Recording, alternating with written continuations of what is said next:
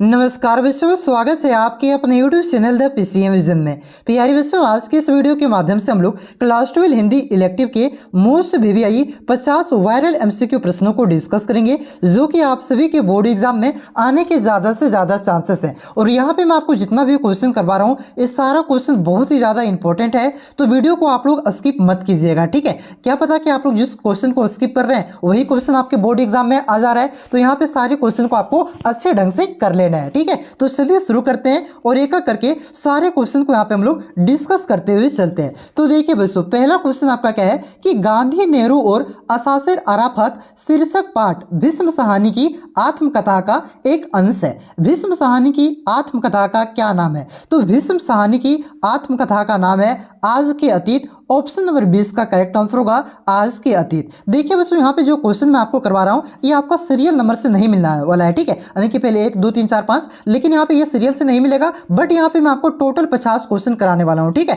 Tension मत लीजिए। चलिए अगला क्वेश्चन देखिए आपका क्या है कि बड़ी बहुरिया क्या खाकर अपने दिन काट रही थी? तो बड़ी बहुरिया ये आपका बथुआ साग खा करके अपने दिन काट रही थी। ऑप्शन नंबर डी इसका करेक्ट आंसर होगा बथुआ साग। उसके बाद देखिए अगला क्वेश्चन आपका क्या है कि लेखक रामचंद्र शुक्ला के पिताजी किस ग्रंथ को बड़े चित्ताकर्षक ढंग से पढ़ा करते थे? तो ये आपका रामचरितमानस और रामचंद्रिका, ये दोनों ग्रंथ को बहुत ही आकर्षक ढंग से पढ़ा करते थे। ऑप्शन नंबर सी इसका करेक्ट आंसर होगा ए एवं बी दोनों। उसके बाद देखिए अगला क्वेश्चन आपका क्या है कि मोहल्ले के लोग लेखक एवं उनके मित्रों को किस नाम से पुकारते थे? तो मोहल्ले के लोग लेखक एवं उनके मित्रों को ये आपका निसंदेह लोग के नाम से पुकारते थे। ऑप्शन नंबर ये इसका करेक्ट आंसर हो जाएगा। उसके बाद देखिए अगला क्वेश्चन आपका क्या है बच्चों कि कहाँ की मिट्टी को हाथ लगाना बड़ा अशुभ माना जाता है? तो ये आपका मसान की मिट्टी को। ऑप्शन नंबर डी इसका करेक्ट आंसर होगा और मसान की मिट्टी। उसके बाद देखिए अगला क्वेश्चन आपका क्या है कि प्रेमचंद उर्दू में किस नाम से लिखते थे?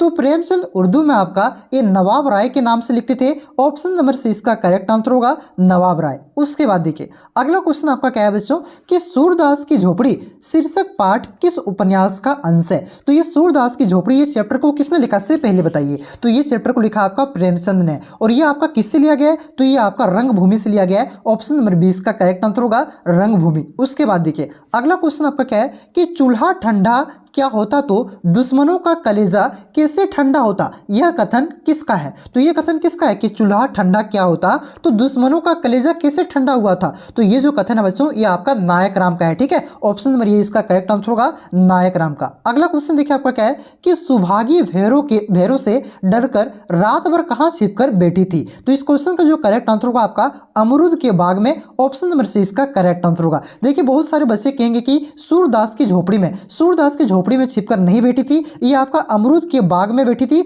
ऑप्शन नंबर सी इसका करेक्ट आंसर होगा। आप लोग एनसीईआरटी के जो चैप्टर है आपका सूरदास की झोपड़ी, इसको एक बार आप लोग लाइन बाय लाइन पढ़िएगा, तो गूगल में भी सर्च कर सकते हैं भाई, ठीक है। चलिए एक बार एनसीईआरटी को लाइन बाय लाइन पढ़िएगा तो पता चलेगा आपको ये आपका अमरूद के बाग में, ठीक है। ऑप्शन नंबर सी इसका करेक्ट आंसर होगा। अगला क्वेश्चन देखिए, अगला क्वेश्चन आपका क्या है बच्चों कि किस रचनाकार के नाटक रामचंद्र शुक्ला के पिताजी को प्रिय था? तो किस रचनाकार, तो याद रखिएगा ये आपका भारत तेंदु हरिश्चंद्र, ठीक है। इसके आपका जो नाटक थे बच्चों ये बहुत ही ज्यादा प्रिय था आपका, यानी कि बहुत ही ज्यादा अच्छा लगता था ये आपका रामचंद्र शुक्ला के पिता को, ठीक है। तो इस क्वेश्चन का करेक्ट आंसर होगा option number D Bharat tendu Harishchandra. उसके बाद देखिए अगला क्वेश्चन आपका क्या है कि रामचंद्र शुक्ला के पिताजी का तबादला हरीमपुर से कहां हो गया था? तो इसका तबादला हरीमपुर से, यानी कि ट्रांसफर हो गया था हरीमपुर से मिर्जापुर, ठीक है। ऑप्शन नंबर सी इसका करेक्ट आंसर होगा। अगला क्वेश्चन देखिए क्या है कि घड़ी बनाने की कला क्या कहलाती है? तो इसे आपका घड़ी साजी कहलाती है। ऑप्शन नंबर सी इसका करेक्ट आंसर होगा घड़ी साजी।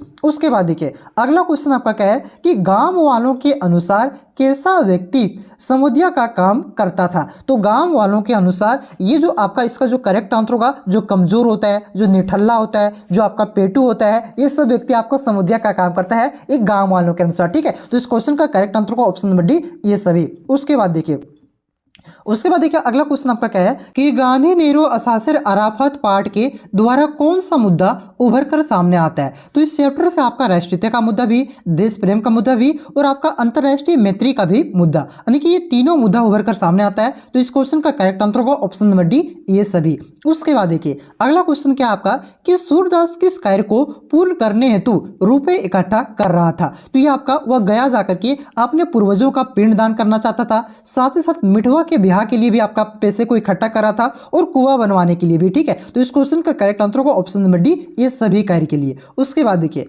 अगला क्वेश्चन आपका क्या है कि सुहागी सूरदास की झोपड़ी में क्यों छिपी थी। तो जो आपका सुहागी है बच्चों, इस सूरदास की झोपड़ी में इसलिए छुपी थी ताकि वो अपने पति की मार से बच सके। ऑप्शन नंबर 20 का करेक्ट आंसर होगा अपने पति की मार से बचने के लिए। अगला क्वेश्चन देखिए आपका क्या है बच्चों, अगला क्वेश्चन आपका कि जगदर किसका खोचा लगाता था, यानी कि खोचा मतलब वो छोटा टाइप का दुकान, ठेला टाइप का। ठीक है, तो ये किसका खोचा लगाता था, तो ये आपका मिठाई का। ठीक है, ऑप्शन नंबर 20 का करेक्ट आंसर होगा मिठाई का खोचा। अगला क्वेश्चन देखिए आपका क्या है कि सूरदास की झोपड़ी पाठ के अंत में सूरदास क्या निश्चय करता है। तो देखिए उसका झोपड़ी जला दिया जाता है तो वो निश्चय करता है कि वो पुनः झोपड़ी को बनाएगा। ठीक है, तो इस क्वेश्चन का करेक्ट आंसर होगा ऑप्शन नंबर सी, पुनः झोपड़ी बनाने का। उसके बाद देखिए अगला क्वेश्चन आपका क्या है बच्चों, अगला क्वेश्चन देखिए क्या है कि आचार्य रामचंद्र शुक्ला की कीर्ति का अच्छे स्रोत उनके द्वारा लिखित किस पुस्तक को माना जाता है। तो ये माना जाता है आपका हिंदी साहित्य और इतिहास को, हिंदी साहित्य के इतिहास को। ऑप्शन नंबर 20 का करेक्ट आंसर होगा हिंदी साहित्य का इतिहास। अगला क्वेश्चन देखिए आपका क्या है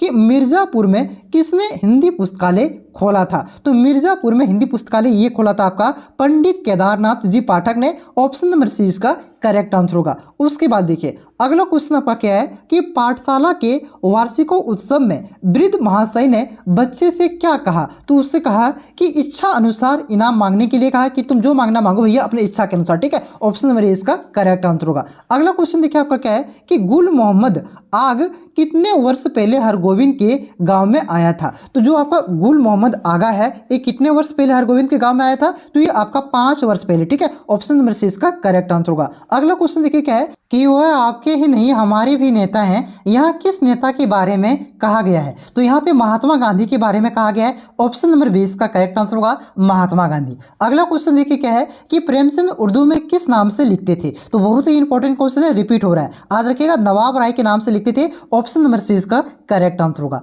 अगला क्वेश्चन देखिए, अगला क्वेश्चन आपका क्या है सर कि भैरों को सूरदास के खिलाफ उस्काने और भड़काने में किसकी भूमिका थी। तो इसमें आपका जगदर की भूमिका थी। जगदर ने भैरों को सूरदास के खिलाफ उस्काया था। ऑप्शन नंबर ए इसका करेक्ट आंसर होगा। अगला क्वेश्चन देखिए आपका क्या है कि भैरों ने सूरदास की झोपड़ी में आग क्यों लगाई। तो भैरों ने सूरदास की झोपड़ी में आग इसलिए लगाया था क्योंकि जो उसकी पत्नी थी, भैरों का पत्नी थी सुभागी, तो ये सुभागी को मार रहा था। तो सूरदास ने क्या किया था, उसको मारने से रोका था। ठीक है, तो ये सुभागी को मारने से रोकने के कारण यहाँ पे जो भैरव है इन्होंने सूरदास की झोपड़ी में आग लगा दिया था। ऑप्शन नंबर सी इसका करेक्ट आंसर होगा। अगला क्वेश्चन देखिए आपका क्या है कि सूरदास को किस बात का दुख था। तो सूरदास को झोपड़ी जलने का दुख नहीं था भाई साहब, उसके जो रुपयों की पोटली थी ना उसे खो जाने का उसका दुख था। ठीक है, तो इस क्वेश्चन का करेक्ट आंसर होगा ऑप्शन नंबर ए, रुपयों की पोटली खो जाने का। उसके बाद देखिए सर अगला क्वेश्चन आपका क्या है कि रामचंद्र शुक्ला के पिताजी किस भाषा के अच्छे ज्ञाता थे। तो ये आपका फारसी भाषा के बहुत ही अच्छे ज्ञाता थे। ऑप्शन नंबर ए इसका करेक्ट आंसर होगा फारसी। अगला क्वेश्चन देखिए आपका क्या है कि प्रधानाध्यापक के एकमात्र पुत्र की आयु थी। तो प्रधानाध्यापक का जो एकमात्र पुत्र था इसकी आयु आपका 8 वर्ष था। ऑप्शन नंबर 20 का करेक्ट आंसर होगा 8 वर्ष। उसके बाद देखिए अगला क्वेश्चन आपका क्या है कि ना आगे नाथ ना पीछे पगा का क्या अर्थ है। तो ना आगे नाथ ना पीछे पगा का अर्थ होता है कि कोई जिम्मेवारी ना होना। ऑप्शन नंबर सी इसका करेक्ट आंसर होगा। उसके बाद देखिए अगला क्वेश्चन आपका क्या है कि एफ्रो एशियाई लेखक संघ के सम्मेलन में भाग लेने वाले भारतीय प्रतिनिधि मंडल में निम्न में से कौन नहीं था। ठीक है, कौन नहीं था, तो इसका जो करेक्ट आंसर होगा आपका बच्चों ये 35 का हो जाएगा आपका रामचंद्र शुक्ला नहीं था। ठीक है, ऑप्शन नंबर डी इसका करेक्ट आंसर होगा। बाकी बात आपका कमलेश्वर था, जोगिंदर पाल था और आपका अब्दुल बिस्मिल्लाह था। ठीक है, लेकिन आपका रामचंद्र शुक्ला नहीं था। ऑप्शन नंबर डी इसका करेक्ट आंसर होगा। अगला क्वेश्चन आपका क्या है कि आज का कबूतर अच्छा है, कल के मोर से का क्या अर्थ है? तो इसका अर्थ क्या होगा? तो इसका अर्थ होगा कि जो आपका वर्तमान है ये भविष्य से ज्यादा महत्वपूर्ण है। ठीक है, ऑप्शन नंबर सी इसका करेक्ट आंसर होगा कि वर्तमान भविष्य से ज्यादा महत्वपूर्ण है। अगला क्वेश्चन देखिए, अगला क्वेश्चन आपका क्या है बच्चों कि सुभागी किसकी पत्नी थी? तो सुभागी आपका भैरव की पत्नी थी। ऑप्शन नंबर सी इसका करेक्ट आंसर होगा भैरव। उसके बाद देखिए अगला क्वेश्चन आपका क्या है कि तुम खेल में रोते हो, यह किसका कथन है? तो ये किसका कथन है बच्चों? तो ये आपका घीसू का कथन है। ठीक है, ये किसका कथन है? घीसू का कथन है कि तुम खेल में रोते हो। अगला क्वेश्चन देखिए, अगला क्वेश्चन आपका क्या है कि सूरदास किस अंग से दिव्यांग था? तो ये आपका आंख के अंग से दिव्यांग था, यानी कि थोड़ा सा कह सकते हैं आपको दिखाई नहीं देता था, ये अंधा था। ठीक है, तो इस क्वेश्चन का करेक्ट आंसर होगा कि वह दृष्टिहीन था, उसे दिखाई नहीं देता था। ऑप्शन नंबर डी इसका करेक्ट आंसर होगा। अगला क्वेश्चन आपका क्या है कि सूरदास से संबंधित कौन सा कथन सही है? तो देखिए कथन को हम लोग पढ़ते हैं यहाँ पे कि सूरदास ने प्रतिशोध लेने का प्रण लिया। नहीं भैया, ये नहीं लिया था उस तरह से कुछ। ठीक है, ये किसने लिया था? तो ये भैरव ने लिया था। ठीक है, अगला क्वेश्चन, अगला पॉइंट देखिए आपका क्या है कि सूरदास के अमध्य जिज्ञासा और संघर्ष का भाव था।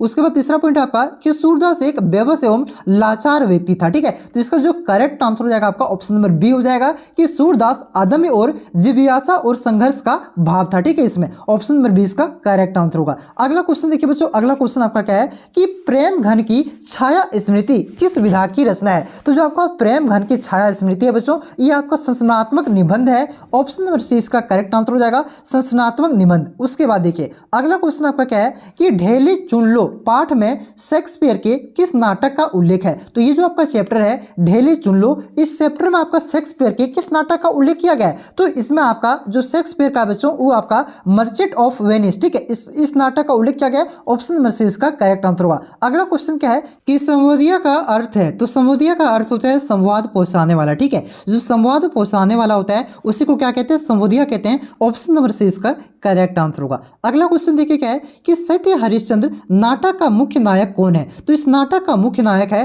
राजा हरिश्चंद्र। ऑप्शन नंबर ए इसका करेक्ट आंसर होगा राजा हरिश्चंद्र। उसके बाद देखिए अगला क्वेश्चन आपका क्या है कि कोल्हू क्या होता है? तो कोल्हू आपका तेल निकालने का देसी यंत्र होता है। ऑप्शन नंबर 20 का करेक्ट आंसर होगा तेल निकालने का देसी यंत्र। अगला क्वेश्चन देखिए आपका क्या है कि सूरदास की झोपड़ी किसने जलाई थी? तो ये आपका भैरव ने जलाया था भाई साहब। ऑप्शन नंबर सी इसका करेक्ट आंसर होगा भैरव। उसके बाद देखिए अगला क्वेश्चन आपका क्या है कि सूरदास की झोपड़ी शीर्षक पाठ में अंधा भिखारी है। तो इसमें अंधा भिखारी कौन है? तो ये सूरदास है। ऑप्शन नंबर 20 का करेक्ट आंसर होगा। अगला क्वेश्चन क्या है? अगला क्वेश्चन है कि आटे की भांति राख कौन बटोर रहा था? तो आटे की भांति राख ये आपका सूरदास बटोर रहा था, यानी कि जो उसकी झोपड़ी जला दिया था, जो राख बन गया था, ये आपका आटे की भांति आपका बटोर रहा था सूरदास। ठीक है, ऑप्शन नंबर सी इसका करेक्ट आंसर होगा। अगला क्वेश्चन क्या है कि झोपड़ी के आसपास सन्नाटा छा जाने का क्या कारण था? तो कारण इसका क्या था? तो इसको जो झोपड़ी जल गया था यही इसका कारण था। ठीक है, ऑप्शन नंबर सी इसका करेक्ट आंसर होगा झोपड़ी का जलना। तो यहाँ पे मैंने आपको टोटल 50 वीवीआई क्वेश्चन मैंने आपको करवाया। अगर वीडियो अच्छा लगा हो तो वीडियो को लाइक करें और इस चैनल पे पहली बार आए तो चैनल को सब्सक्राइब जरूर कीजिएगा। और सब्जेक्टिव क्वेश्चन जो इंपॉर्टेंट अपलोड हो रहा है उसे भी देखते चलिए बच्चों। और लेके लेटर राइटिंग का आपका एक ट्रिक मैंने आपका ले आया है। ठीक है, ट्रिक आपको मैंने हिंदी कोर वाला एग्जाम रहा था उससे पहले ही बता दिया था। उस वीडियो को नहीं देखे तो जरूर देखिएगा। लेटर आपका एक फिक्स आएगा और मात्र आपका 10 मिनट का वीडियो से एक लेटर आपको लिखना आ जाएगा और बहुत ही आसानी से आपका जो 5 नंबर का लेटर आ रहा है ना उसमें से एक भी आपका नंबर नहीं कटेगा वो। ठीक है, तरीका जो मैं आपको बता रहा हूँ देखिए। चलिए मिलते हैं नेक्स्ट वीडियो में, तब तक के लिए जय हिंद, जय भारत, जोहार झारखंड।